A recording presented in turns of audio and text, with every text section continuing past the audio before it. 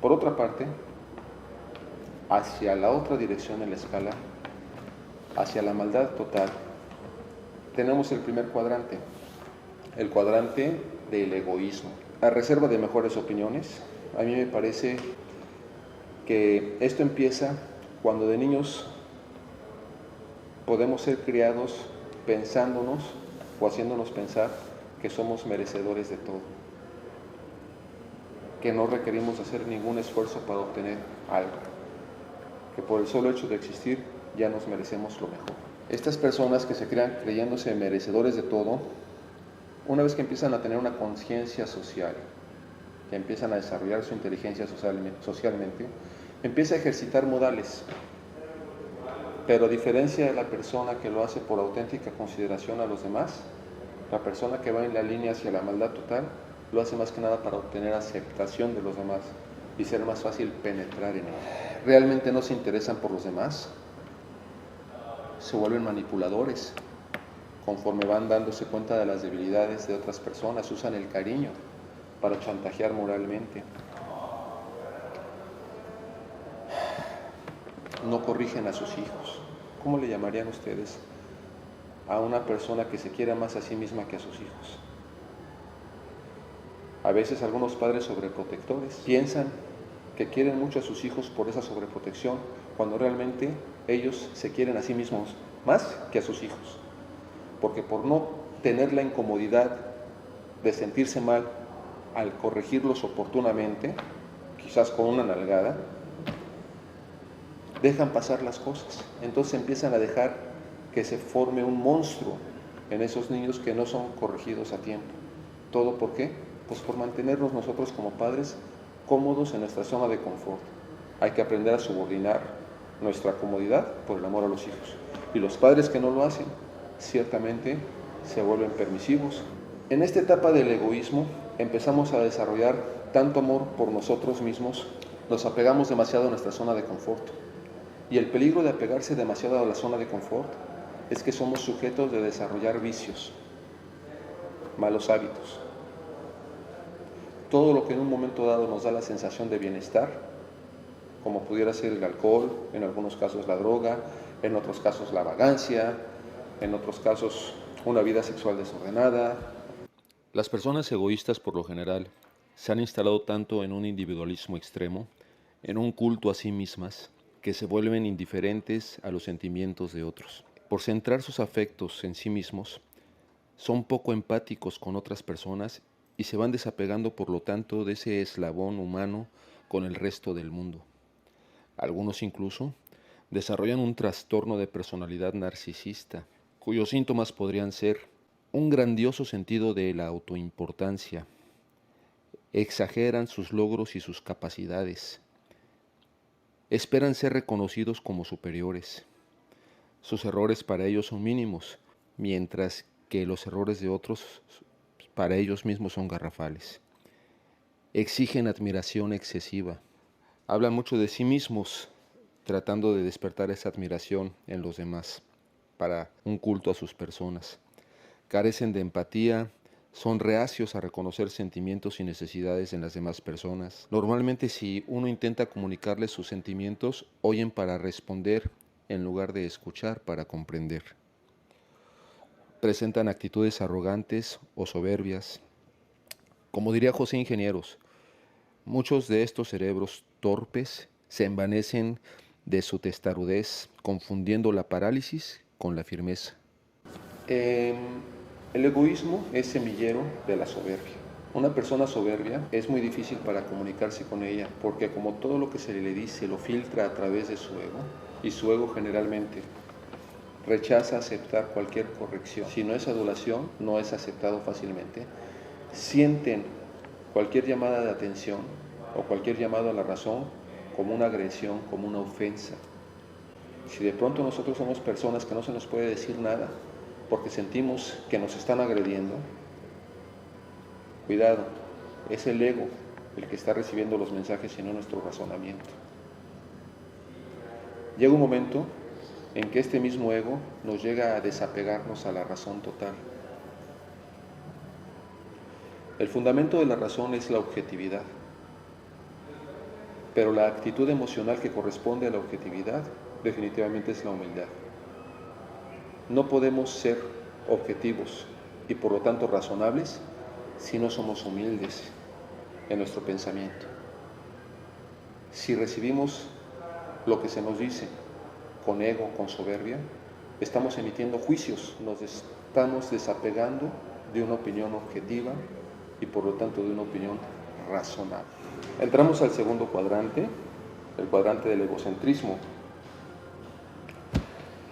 Ya que desarrollaron estas personas una personalidad narcisista debida a un individualismo tan extremo que los finca en un amor hacia sí mismos, aunque realmente pues el narcisista no quiere realmente a nadie, ni siquiera a sí mismo. La forma de conducirse de estas personas en cuanto a amor, en cuanto a relacionarse con los demás, es el amor inmaduro que dice te quiero porque te uso, según Erich Fromm. Estas personas, en la medida que le sacan jugo a los demás, en esa medida los quieren. Es aquella persona que dice, si no estás conmigo, estás contra mí. Y ojo, porque ya está en un segundo cuadrante de maldad. Ya de ahí a hacer barbaridades, nada más falta un poquito. En esta categoría entran también las personas que confunden el amor a sí mismas con el amor a otras personas. Es decir, queriéndose a sí mismas es como quieren a otros. Confunden el amor a otras personas con su propia dosis de egoísmo. Son personas que ven en los afectos de la persona deseada, más que una riqueza para su relación, una amenaza. Entonces suelen encelarse de los padres, del marido o de la esposa, de los hermanos, de los amigos, de los propios hijos inclusive. Es el caso de aquel cuento del padrastro o de la madrastra malvada. Ven en los afectos de la pareja amenaza para su relación, en lugar de una riqueza. Algunas llegan inclusive a los extremos de desaparecer fotografías, teléfonos o cualquier otro objeto que pueda unir a su afecto con la persona amada. En resumen, los buenos amores te unen a tus afectos, los malos amores te quieren separar de tus afectos. Ten mucho cuidado, porque puede ser cualquier tipo de relación, una pareja, un hermano, un amigo, un padre o una madre. La deslealtad para ellos es completamente justificada si es a favor de sus intereses personales. Son capaces de traicionar. Son malos amigos. Son el tipo de amigos que mientras les des beneficio están contigo y a la hora que tú necesitas de ellos, tranquilamente se retiran. Y en su manipulación son capaces de hacer el daño que sea con tal de que alcancen sus propios objetivos. De los ejercicios de maldad más grandes que hay, está el de aquellas mujeres que, traicionando la confianza y la custodia que la ley y la sociedad depositan en ella para guiar la vida de sus hijos, así como traicionando también el mandato divino de cuidar no solamente del cuerpo y la educación de ellos, sino del alma de sus críos, tienen el atrevimiento de envenenarles el corazón y sus almitas solo para satisfacer sus propios apetitos de revancha con sus exparejas, o bien para justificarse a sí mismas ante los hijos por las malas acciones cometidas por ellas. Cualquier ejercicio de maldad o de ingratitud siempre buscará y encontrará justificantes para su iniquidad y traición, dejando así medio satisfechas esas ansias de hacer daño y avanzando mucho más hacia la maldad total en la escala que presento. Aquí entramos al tercer cuadrante, que es cuando tenemos ya una desconexión, primero semitotal y luego total, con nuestra humanidad. Entre más egoístas somos, más nos distanciamos de nuestra humanidad. Por eso digo que a mayor nivel de egoísmo, mayor capacidad de maldad. Somos capaces para obtener beneficios de hacer daño a quien sea y a lo que sea. Como dije hace un momento, inclusive muchas veces a nuestros hijos, si obtenemos venganza. En estos niveles, ya en estas últimas escalas, su traición puede costar y afectar la vida de otras personas.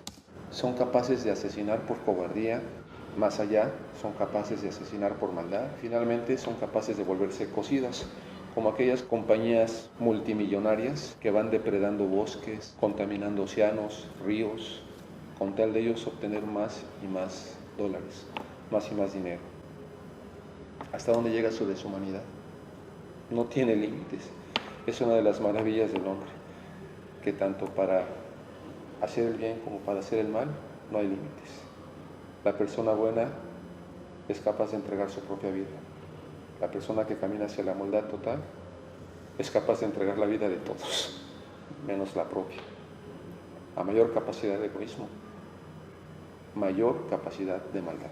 Una de las formas en que podemos medir hacia qué lado de la escala nos estamos moviendo o se mueven otras personas es cuando, por ejemplo, si estamos hacia el bien supremo, cuando hacemos algo indebido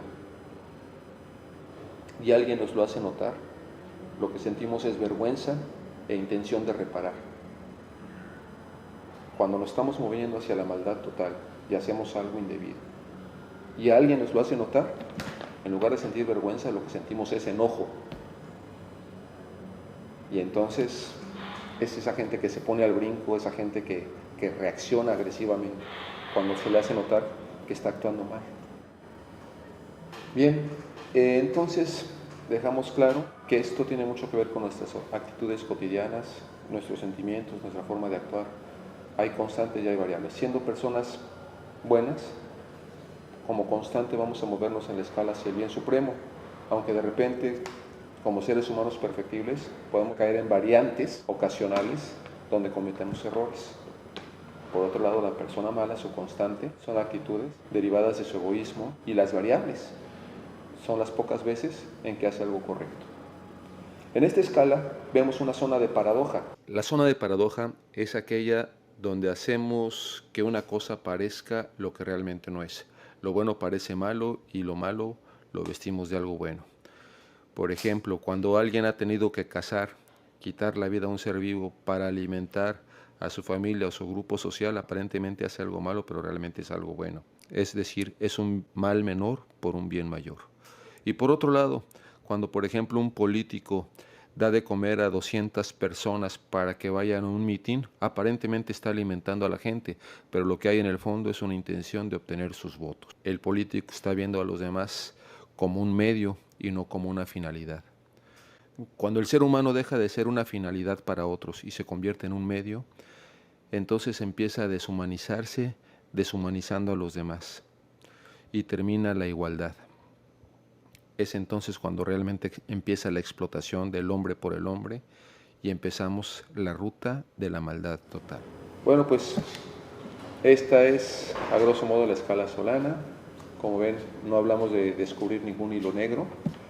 Son valores y actitudes que todos conocemos, solamente que aquí está ordenado y nos sirve como una guía para orientar nuestras vidas, hacia dónde las estamos llevando, y a nuestros seres de mayor influencia, que serían nuestros hijos. Tengan cuidado, padres de familia. Si están alimentando el egoísmo de sus hijos, están sembrando semillas de maldad en ellos. Si los enseñan desde pequeños a ser considerados y a seguir la senda del bien, consideración, renunciación y autosacrificio, no digo que lleguen a ser como Jesús, pero manténganse por lo menos en ese segundo cuadrante. No hay que preguntarse qué clase de mundo le dejamos a nuestros hijos.